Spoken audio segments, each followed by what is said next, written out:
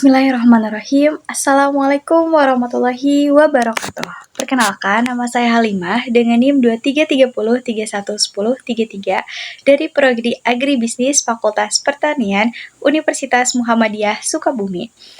Saya dari kelas C, semester 5, izin untuk menjelaskan terkait kasus permodalan pinjaman atau kredit dalam usaha pembiayaan agribisnis. Bab 1 pendahuluan, saya akan menjelaskan terkait latar belakang.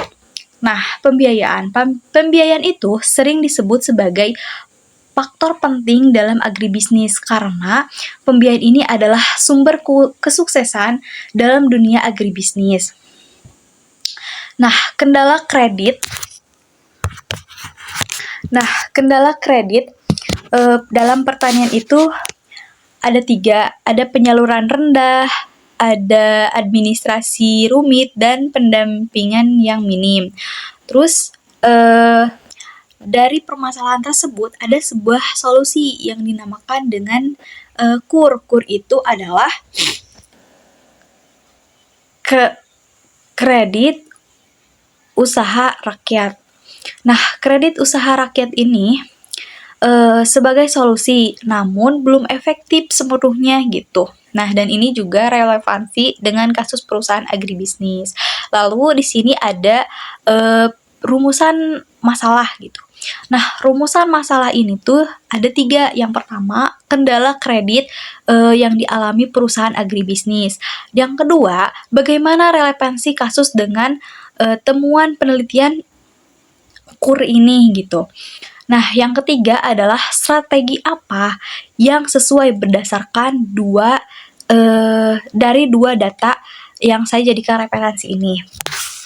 Lalu, tujuannya yang pertama itu adalah mendeskripsikan kasus permodalan perusahaan. Yang kedua, menganalisis penyebab dan dampak berdasarkan KUR. Lalu, yang terakhir adalah memberikan solusi sesuai rekomendasi penelitian. Lalu selanjutnya bab 2 yaitu tinjauan pustaka. Nah, di sini tuh ada pembiayaan agribisnis. Nah, pembiayaan agribisnis adalah pinjaman berbasis kepercayaan. Nah, artinya jadi bank ini tuh memberikan pinjaman uang kepada para petani dari menengah bawah maupun petani kelas atas gitu. Nah, jadi bank memberikan uang kepada pengusaha pertanian ataupun para petani yaitu untuk kegiatan usaha dengan komitmen bahwa peminjaman uang ini tuh akan dikembalikan sesuai dengan waktu yang sudah disepakati bersama kayak gitu. Nah, terus dalam dunia kredit ini, peminjaman atau kredit gitu ya, pemindahan data beli berbasis kepercayaan. Lalu bab 2 ada tinjauan pustaka. Nah, di tinjauan pustaka itu ada pembiayaan agribisnis. Nah, pembiayaan agribisnis adalah pinjaman berbasis kepercayaan. Artinya, pihak bank memberikan sejumlah uang dengan nominal tertentu kepada para petani ataupun pengusaha dalam bidang pertanian untuk kegiatan usaha. Nah, tapi dengan suatu komitmen gitu bahwa peminjaman uang ini tuh akan dikembalikan dalam jangka waktu yang sudah ditentukan bersama gitu. Lalu selanjutnya ada 3 unsur dalam pembiayaan agribisnis itu. Yang pertama ada kemampuan mengembalikan, lalu pengelolaan usaha dan perlindungan hukum. Nah, pengaruh kredit ini dalam pembiayaan agribisnis, yaitu meningkatkan produktivitas dan juga pendapatan.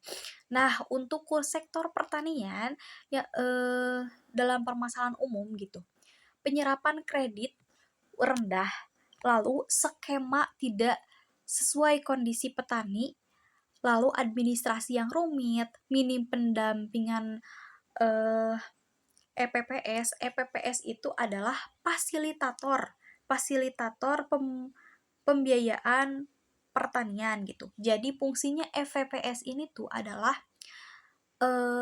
dia menjadi perantara ataupun dia yang menghubungkan antara pihak petani dan juga pihak bank dalam kegiatan pinjam-meminjam uang ini gitu, terutama kan dalam modal. Nah, PPS ini juga berperan penting. Mereka itu menyiapkan sebuah dokumen sebagai persyaratan petani itu meminjam. Lalu EPPS ini juga dia ini tuh berperan penting kayak menjelaskan tentang peminjaman itu seperti apa, syarat-syarat seperti apa, dan apa saja yang harus dilakukan petani ketika mereka akan meminjam uang kepada pihak bank yang tujuannya adalah untuk modal usaha pertanian gitu. Nah, terus permasalahan umumnya itulah lemahnya kelembagaan kelompok gitu. Jadi kalau misalnya meminjam uang kepada bank itu memang seharusnya berkelompok, tidak boleh individu kayak gitu. Lalu efektivitas KUR. Nah, efektivitas KUR itu ada dampak positif dan juga kendala.